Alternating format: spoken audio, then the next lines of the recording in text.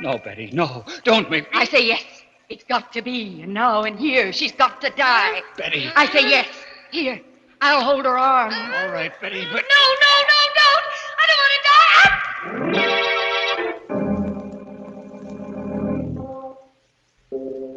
Midnight, the witching hour when the night is darkest, our fears the strongest, and our strength at its lowest ebb. Midnight, when the graves gape open and death strikes. How? You'll learn the answer in just a minute in Nightmare.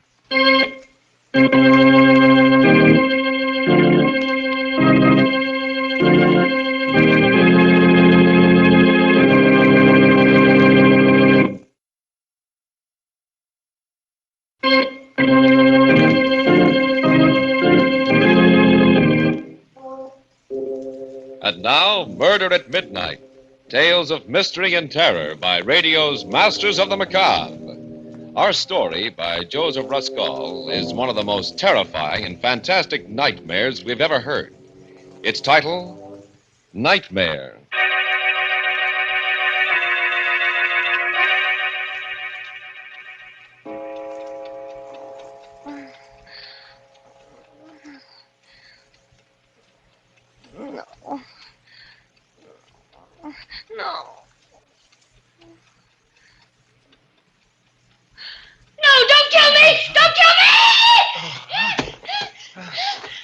Helen, what's the matter? No.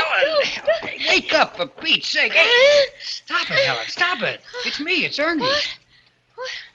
Oh, where am I? In bed. Where do you suppose? It's almost 12 o'clock. I wish you'd let me get some sleep. Oh, thank heaven. Oh, must have been just a dream. Oh, thank the Lord. Oh, Ernie, it was so real. I dreamed somebody was leaning over me just now with a pillow. Oh, it was horrible. They were trying to smother me to death. And Ernie. Yeah? It was you. What? Oh, that's a beaut. Where's the light? Oh, my aching back. Why, you poor, foolish little... Come here, Butch. I'll kiss you back. No, don't touch me. Keep away. Huh? What is this? That pillow in your hand. Oh, for crying out, Bells. Can't I even straighten it out? Sorry, dear. Gee, don't mind me, but that horrible nightmare, it seemed so real. Oh, darling, wasn't that crazy? You, the sweetest, gentlest husband in the world. Well, then why... Oh, Ernie, now please don't look so hurt. Now I can't even look hurt. I just murdered my wife in her sleep, didn't I? No, you were just about to. I mean... Oh, now what the... Everything's happening tonight. Hello. What? Who? Wrong number. And what's more, this is a heck of a time to be ringing. Why, what a nerve. On a night. Thought maybe that was the police you phoned in your dream. Now will you go to sleep? Ernie Kraft, I'm sure I didn't mean to insinuate anything. I was just telling you my dream. You asked, didn't you? Oh, you're a character. I guess I'll have to put you in that book I never wrote, too. Well, now what? That was in it, too. Huh? That book you never wrote. You've nagged about it so much, no wonder. Oh, and that look when you bent over me like a madman. Oh. Ernie, what on earth do you suppose made me have a nightmare? That's easy. You would insist on eating hamburgers after the show tonight. Yes, I did, didn't I, when we got out of the movies? Hamburgers, of course. Ernie, they were part of my dream, too. Hamburgers. Oh. Ernie, stop punching on that pillow, please. All right. Go ahead, then. Better tell me your dream, all of it. Neither of us will sleep until you do. I'll just light this butt. Now, let's have it. Gruesome details. Well, I don't know if I can remember now. It was all so hazy and terrifying. Well, what happened before I smothered you with a pillow? A crazy quilt. Something about your job, and I was a millstone around your neck. and hamburgers, and you hated me, and July 15th. July 15th. Yes, I can't imagine what that meant. Look. Start at the start. Why did I decide to murder you? Because of that other woman, your secret love. Huh? You promised her you'd kill me tonight when I was asleep. My secret love? Yes, she had you in her spell. Oh, that's kind of bad casting, isn't it, Butch? I'm the dishes and dustpan type, remember? In the 5 years we've been married, have I ever looked at another? I know. I told you it was a crazy dream. Maybe you want me to eliminate my one night a week out, too. My Saturday gin rummy with the boys. Oh, no. Who was my secret love? Did she have a face? Well, this is the silliest part of it, Ernie. It's absolutely ridiculous. It was that girl, Betty Daniels. Betty Daniels? Who's she? You remember that tall, dark-haired artist I introduced you to at Cape Cod last summer? At the exhibition. No, I don't. Oh, wait a minute. Trousers, long cigarette holder, Yes. very intense. Yes, very intense. But what the devil? What was she doing in your dream? We said hello to her, we walked off, and that was that. Casual. Yes, I know. I hardly remember her myself. I can't imagine why I dreamt of her. Why? No, Don't touch me. Don't. No. Oh, that dream. That awful dream. So crazy. And yet it seemed to be telling me something, warning me.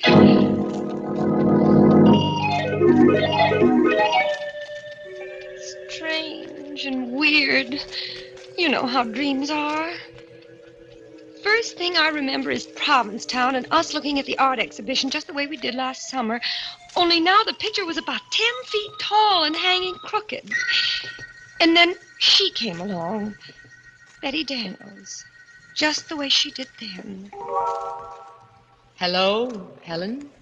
And I introduced you the same as I did then. Only not exactly the same. Like in a dream. You know, silly. Betty Daniels, this is my husband, Ernest. He is very faithful to me. How do you do? How do you do? We've never met. That's a marvelous Goya painting, Helen, don't you think? Or do you prefer hamburgers? Well, My wife prefers hamburgers, Miss Daniels. Oh, I didn't know. only after a movie, though. Anyway, I'm sure I can't tell one painting from another. My husband's the art lover in the family, I guess. And I just tag along for the fish. Only I don't like fish. I like hamburgers. I know. You don't wear trousers like I do. You're fluffy.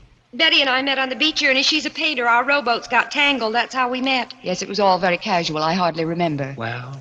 Ernie and I are going back to New York today. Isn't that a shame? I wish you two wouldn't stare at each other so. Well, we better run along, Helen. Lots of packing to do. Ernie has got to get back to his silly old job. He's a reporter. A reporter? Shouldn't he write a book he never wrote? Well, imagine. That's what he always says. Well, goodbye. I'm wondering why I'm thinking of you now. Goodbye. Bye. The scenes sort of dissolve into each other like a kind of dream movie. And I'm trembling with fright because I have a feeling I know how the plot's going to end. The next thing I remember, Ernie, I'm in a penthouse apartment on Park Avenue. Everything zigzag, even the butler. And I'm the maid, Helen, there. And what I'm doing is turning pages for Betty Daniels while she plays the piano. For you, Ernie. Isn't that crazy? Neither of you hardly notice me at all. And I keep trying to open my mouth. Like that. But it's stuck. And I'm absolutely frozen at what I overhear. Darling, Yes, Butch. love our loveness. Out of this world. Ah, this is heaven.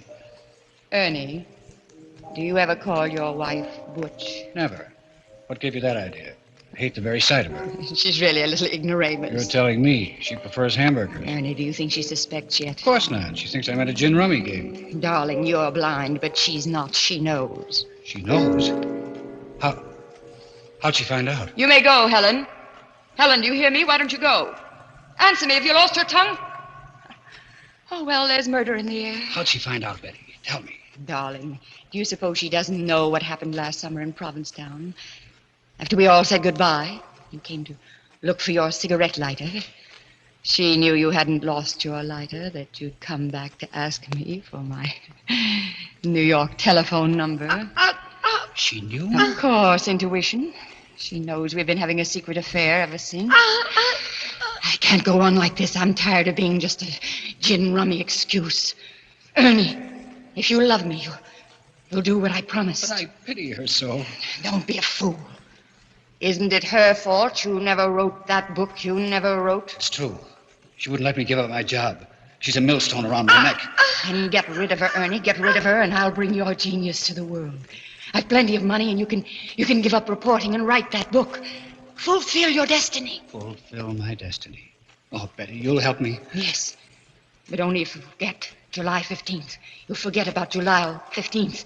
It won't mean a thing to you from now on. Not a thing, I promise. And you'll do away with her. The way I told you. Yes, like you told me. The pillow. The pillow.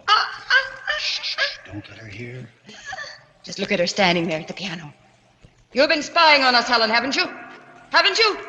Answer, have you lost your tongue? Oh, don't try to fool us. We know you're the real Helen and not the maid. She's heard everything you've said, Ernie. So we'll have to kill her now. Unless she gives me a divorce. Will you give him a divorce? Answer or we'll finish you right now. Very well. Here's the pillow, Ernie. Right now. I'll hold her on. Answer, Helen.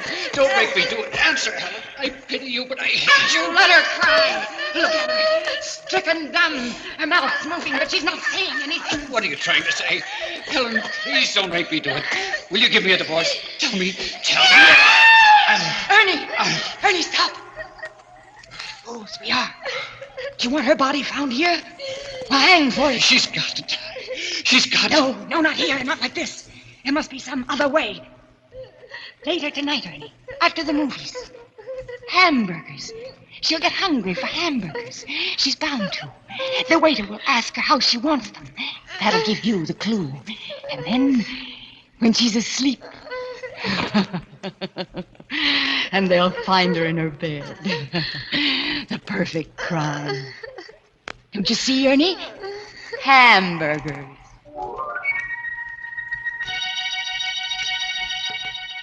A frightened girl reliving a dream that was more terrible than any reality. A dream that could even become more terrible as the clock on the mantel ticks on and the hands draw closer to 12 o'clock and...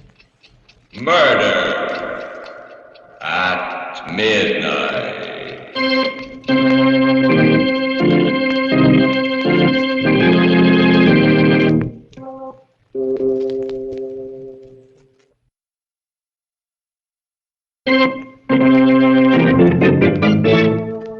And now back to Murder at Midnight and Nightmare. Well, let's hear the rest of this dream of yours, Helen. What happened after that? Well, it was after that it really got bad. It was so crazy, but so real.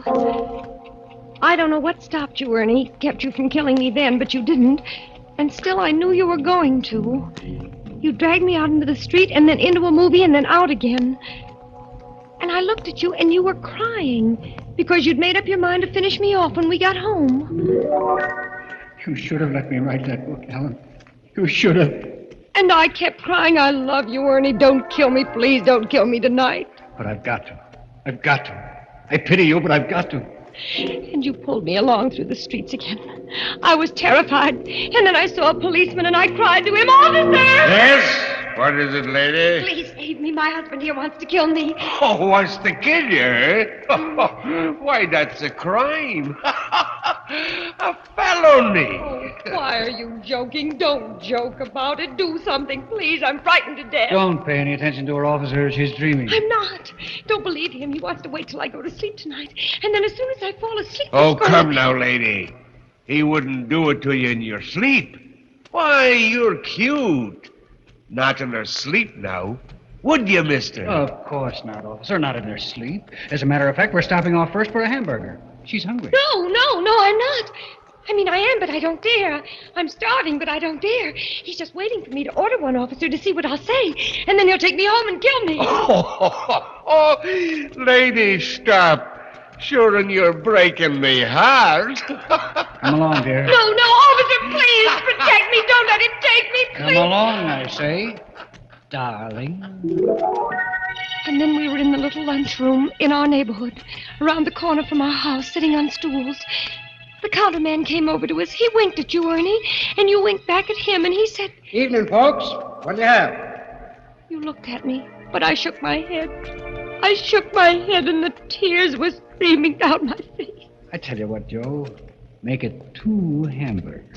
Right. Rare, medium, or well? Medium, Joe. Make mine medium. Right. And the little lady? How do you have yours, Helen? How do you like yours? Make hers medium, too, Joe. 2 hamburgers, medium. 2 medium. Coming out. And what do you have on them, folks? Relish or onion? Relish. Make mine with relish, Joe. Right. And the little lady? The man's talking to you, Helen. How'll you have yours? Answer him, I say. Answer him. This is it. How'll you have yours? No, I won't tell him. If I do, you'll know how to do it, so I won't tell him, I won't. The next thing I dreamt, we were home again, sitting in the parlor, everything exactly the same, Ernie, just like tonight before we went to bed. But in my dream, I was sitting paralyzed, in a cold sweat, waiting for the word from you that meant my death. Well, Butch, I guess we better hit the hay. What do you say? What do you say, darling? No, wait, Ernie, did I tell that counterman how I wanted my hamburgers served? Of course, dear. What did I say? I can't seem to remember. Oh, I forget to come along to bed. No, I don't want to go to bed yet. Please don't make me go to bed. I'm scared. Helen. Come to bed, darling. Like a good little girl. Hmm? We went to bed. And then you said... And now, lights out, eh? I tried to think of everything I knew to keep awake. I wondered whether I ought to count to 100 or whether counting would put me to sleep. I tried not to count, but I felt myself getting sleepier and sleepier. Asleep, honey? I heard, but I pretended not to. I fought to keep my eyes open. I knew I would die if I closed them. Asleep, Butch? I didn't answer. I couldn't if I wanted to. I was so scared. And then pretty soon I heard you stirring ever so quietly. And in a moment you were leaning over me. Oh, Ernie, I know it was just a dream, but it was so real. And there was hatred in your eyes, and there was a pillow in your hand, and I knew you were going to do it right then, and Oh, that's a beaut, that's a honey. Oh, my aching back. Darling, when you have a nightmare, you sure do it up golden brown and creamy. Wasn't it crazy? Oh, darling, wasn't it mad? Oh, wait till I tell it around the office tomorrow.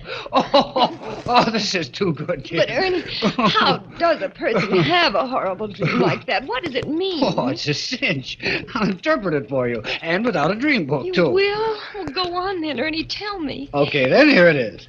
First of all, a dream always means the opposite, right? You ever hear that? Yes, I have. That's right, it does. Which means I must love you simply awful. Granted? Granted, silly. But goodness, what about the rest of it? Easiest thing in the world. Darling, where'd we go tonight? To a movie? What kind of a movie? It was a murder story. Gee, that's right. Do you think that was Now, fun? don't interrupt, Butch. Who was starring in the movie? Betty Davis? Repeat the first name. Betty. And the villainess in the dream, my secret love, the girl we met last summer, was also Betty. Betty Daniels. Oh! Well, that gave you Betty on the brain when you went to sleep tonight, and movies and murder, and those hamburgers you did stop to eat after the show wrapped up the whole sequence. And no wonder. They're still lying on my stomach, too. Well, what was the pillow doing in it? Sweetness and light, what were you talking about early this evening? That chore you intend to get after someday? Oh, yes, I've got to stuff the pillows. They're caved in the way the feathers have come out. Right, that's your pillow you had on the brain, which brings me back to the hamburgers. Yes, I was going to ask you. I mean, that nonsense of how did I want my hamburgers. What did all that mean, for heaven's sake? Precious, how did you order your hamburgers done tonight? Remember? No, I can't recall. Of course you can. Think now. How do you almost always order your hamburgers? Smothered in onions. Oh, Ernie, of course. Smothered in onions. Smother, pillow, smother with a pillow. Check. Oh, my heaven sakes alive. Oh, my gosh. So that was it. Oh, if that doesn't beat... Ernie, that was wonderful. Really. The way you did that, figured that all out. I think you'd make a terrific detective. So I'm a police reporter. Close enough. Darling, it's made me think, though, but maybe I have been a little bit selfish. What do you mean? Well, that book you always want to write. Maybe I ought to let you give up your job and try. Oh, and have us both starve? Nuts. Anyway, in my sane moments, Helen, I've always known the truth. I'm no writer. If I had it in me, it would have come out of me, job or no job. I could go back to work again, you know. I could take up nursing again. It was pretty hard, but No, nonsense. I won't have it. I won't say any more about it, and that's fine. You're a swell guy, though, Butch. So offer to. Oh, there was one thing more, Ernie. Yeah? What do you suppose that was all that about July 15th, about your forgetting July 15th? What did that mean, you know? Yeah. Don't you? No, I can't. It does seem familiar, but I can't seem to... Where are you going? Get something out of my wallet. Wait a minute. What's the date of our anniversary, Helen? July 15th, of course. Tomorrow. But was that... Right. You've had that on the brain, too. Oh. Here. Little present for you, darling. Oh, what on earth? Tickets.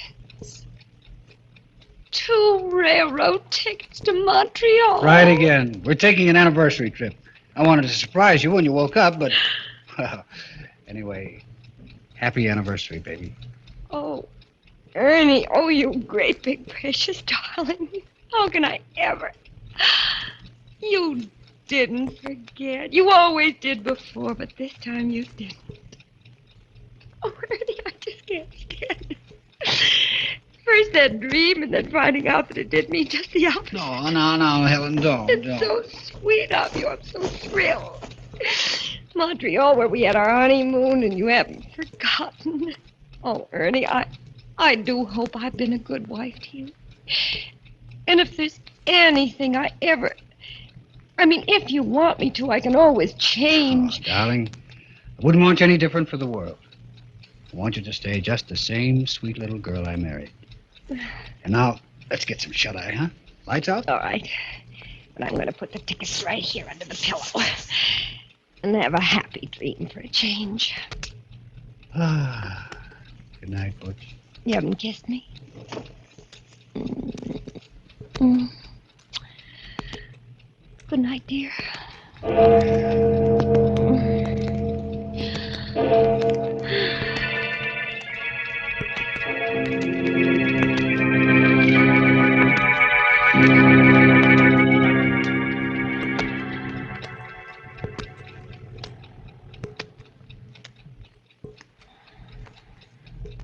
Asleep, darling.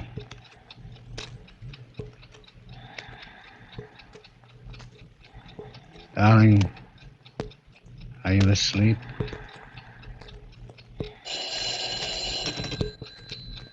Hello? Ernie?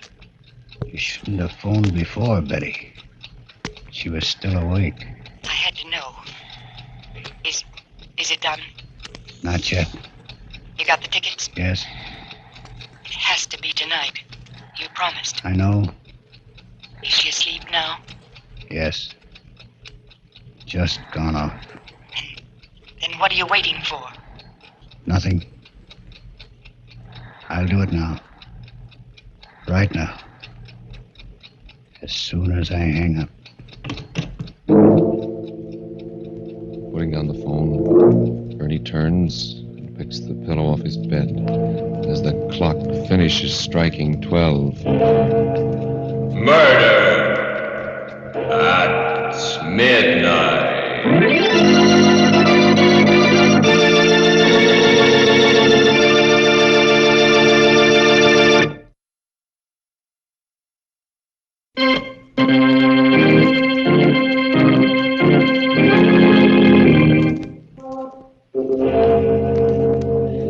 remember to be with us again when death appears out of the darkness, wearing the face of one you know, and the clocks strike 12 for Murder at Midnight. The part of Helen was played by Elspeth Erich. Walter Vaughn was Ernie. With music by Charles Paul, Murder at Midnight was directed by Anton M. Leader.